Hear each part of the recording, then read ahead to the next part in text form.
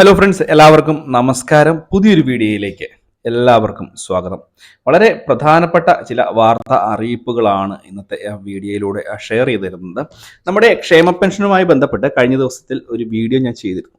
അപ്പോൾ വളരെയധികം ആളുകൾ ചോദിച്ചിരുന്നു, ക്ഷേമ പെൻഷൻ പദ്ധതിയിൽ നിന്ന് പുറത്താക്കപ്പെടുന്ന ലിസ്റ്റിൽ ഉൾപ്പെടുന്ന ഏതൊക്കെ ലിസ്റ്റുകളാണ് ഉള്ളത് എന്നുള്ളൊരു കാര്യമാണ് പ്രത്യേകിച്ച് പല ആളുകൾക്കും ഇത് അറിയേണ്ടത്. അപ്പോൾ നമുക്ക് ഇത് സംബന്ധിച്ചുള്ള വളരെ പ്രധാനപ്പെട്ട അറിയിപ്പുകളാണ്.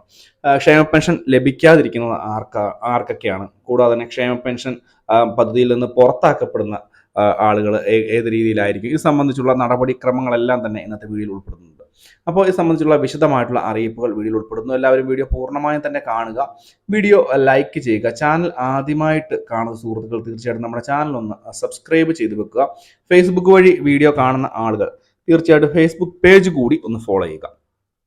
നമുക്കറിയാം, നമ്മുടെ സംസ്ഥാനത്തെ ക്ഷേമ പെൻഷൻ എന്ന് പറയുന്നത് സാധാരണക്കാരായിട്ടുള്ള ജനങ്ങൾക്ക് വളരെ ആശ്വാസകരമാവുന്ന ഒന്ന് തന്നെയാണ്. ക്ഷേമ പെൻഷൻ പദ്ധതി പ്രകാരം പല ആളുകൾക്കും വലിയ രീതിയിലുള്ള ആനുകൂല്യം ലഭിക്കുന്നുണ്ട് എന്നുള്ളത് വളരെ പ്രധാനപ്പെട്ട ഒരു കാര്യമാണ്. പ്രത്യേകിച്ച് ഇതിന് കുടിശ്ശിക ഉണ്ട് എങ്കിൽ പോലും ഈ ഒരു തുക വലിയ രീതിയിൽ തന്നെ സാധാരണക്കാരായിട്ടുള്ള ജനങ്ങൾക്ക് ആശ്വാസം നൽകുന്നുണ്ട്.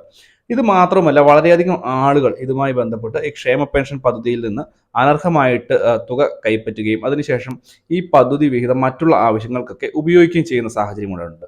അപ്പോൾ തീർച്ചയായിട്ടും ക്ഷേമ പെൻഷൻ വാങ്ങുന്നതിൽ നിന്ന് ഒഴിവാക്കുന്ന ചില ആളുകൾ എന്ന് പറയുന്നത് വരുമാന നികുതി അടയ്ക്കുന്ന ആളുകൾ, സാമ്പത്തികമായിട്ട് ഉയർന്ന ശേഷിയുള്ള ആളുകൾ, ഒന്നിൽ കൂടുതൽ വീടുകളൊക്കെ ഉള്ള ആളുകൾ, AC ഒക്കെ വെച്ചിട്ടുള്ള വീടുകൾ ഉള്ള ആളുകൾ, കൂടാതെ തന്നെ മറ്റുള്ള എന്തെങ്കിലും പെൻഷനുകളൊക്കെ വാങ്ങുന്ന ആളുകൾ, ഇവർക്ക് എല്ലാവർക്കും തന്നെ ഈ ഒരു പദ്ധതിയിൽ നിന്ന് അർഹതയ്ക്കനുസരിച്ച് തുക കൈപ്പറ്റാൻ സാധിക്കില്ല. കാരണം അവർക്ക് അർഹതയില്ലാത്ത ആളുകളാണ്. കൂടാതെ തന്നെ വലിയ സാമ്പത്തിക ശേഷി ഉണ്ടായിട്ട് ഒന്നിൽ കൂടുതൽ വീടുകൾ ഉണ്ടായിട്ടും ഒക്കെ ഈ ഒരു തുക വാങ്ങുന്ന ആളുകളുണ്ട്. അവർക്ക് കർശനമായുള്ള നിയമ നടപടിയൊക്കെ ഇവരുടെ ഭാഗത്ത് നിന്ന് നേരിടുന്ന സാഹചര്യം ഉണ്ടാവും. കൂടാതെ തന്നെ 6 ക്ഷേമനിധി ബോർഡ് പെൻഷൻകാർക്കും സാമൂഹിക സുരക്ഷാ ക്ഷേമ പെൻഷൻ വാങ്ങുന്ന ലിസ്റ്റിൽ നിന്ന് പുറത്തു പോയിട്ടുണ്ട്. ഈ 6 സാമൂഹ്യ ക്ഷേമനിധി എന്ന് പറയുന്നത് കേരള പ്രവാസി കേരളീയ ക്ഷേമനിധി ബോർഡ്, കേരള മദ്രസ അധ്യാപക ക്ഷേമനിധി ബോർഡ്, കേരള അഡ്വക്കേറ്റ് ക്ലർക്സ് ക്ഷേമനിധി കമ്മിറ്റി, കേരള ആധാരം എഴുത്തുകാരുടെയും പകർപ്പ് എഴുത്തുകാരുടെയും സ്റ്റാമ്പ് വെണ്ടർമാരുടെയും ക്ഷേമനിധി ബോർഡ് എന്നിവയിൽ നിന്നും പെൻഷൻ ലഭിക്കുന്നവർക്കും സാമൂഹ്യ സുരക്ഷാ പെൻഷന് അർഹത ഉണ്ടാകത്തില്ല. വിവിധ ദേവസ്വം ബോർഡുകളിലെ സ്കീം പ്രകാരം പെൻഷൻ ലഭിക്കുന്ന വിരമിച്ച ജീവനക്കാർക്കും സഹകരണ സംഘങ്ങളിൽ നിന്ന് വിരമിച്ച കേരള സഹകരണ എംപ്ലോയീസ് പെൻഷൻ ബോർഡിൽ നിന്ന് പെൻഷൻ ലഭിക്കുന്നവർക്കും സാമൂഹ്യ സുരക്ഷാ പെൻഷന് വാങ്ങിക്കാൻ സാധിക്കില്ല. ഇത് തന്നെ മുൻപ് തന്നെ വന്നിരുന്നതാണ്. ക്ഷേമ പെൻഷൻ വാങ്ങുന്നവർക്ക് സാമൂഹ്യ സുരക്ഷാ പെൻഷന് അർഹതയില്ലെന്ന് 2017 തന്നെ ഈ ഒരു സർക്കാർ ഉത്തരവിറക്കിയിരുന്നു. ഇതേ തുടർന്ന് ഒട്ടേറെ പേരെ പെൻഷൻ പട്ടികയിൽ നിന്ന് സർക്കാർ ഒഴിവാക്കുകയും ചെയ്തിട്ടുണ്ട്. എന്നാൽ സർക്കാർ സഹായമില്ലാതെ തനത് ഫണ്ട് ഉപയോഗിച്ച് പെൻഷൻ നൽകുന്ന ക്ഷേമനിധി ബോർഡുകളുടെ പെൻഷൻ വാങ്ങുന്നവർക്ക് സാമൂഹ്യ സുരക്ഷാ പെൻഷനായി 600 രൂപ ലഭിക്കും.